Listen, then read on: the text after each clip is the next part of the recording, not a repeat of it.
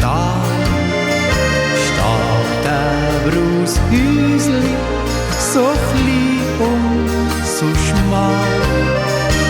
Dort wohnt mis Mütti schon viel lange Jahre. Es ist älter geworden und es hat graue Haare. Weisst noch, liebes Mütti, wie schön ist es gsi, bei dir daheim im Stübli so klein. Gesungen und gelacht haben all deine Kinder. Doch alles vergeht ja so schnell und so geschwind. Grösser wirst, älter wirst, Zeit will fast verrennen. Jeder geht seinen Weg und das Leben nimmt sie Lauf. Mütti, liebes Mütti, bald bist du allein. All deine Kinder kommen nimmer so heim. Es rennt kein Buben mehr das Wägli daraus.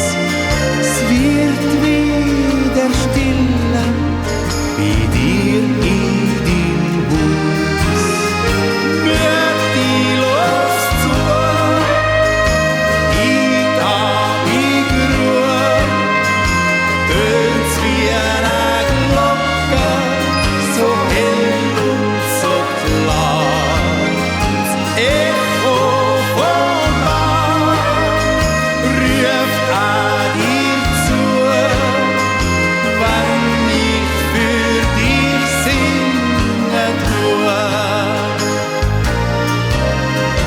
Mütti, liebes Mütti, denk immer fest dran, dass wir dich lieb und ganz gerne haben.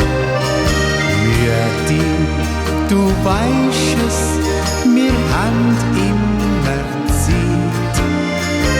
Dann bis zu dir heim, da ist's ja nicht weit. Mütti, los zu, in die Ruhe, tönt's wie eine Glocke, so hell und so klar. Das Echo vom Berg ruft an dir zu, wenn ich für dich singen tue. Mütti, liebes Mütti, was willst du noch mehr?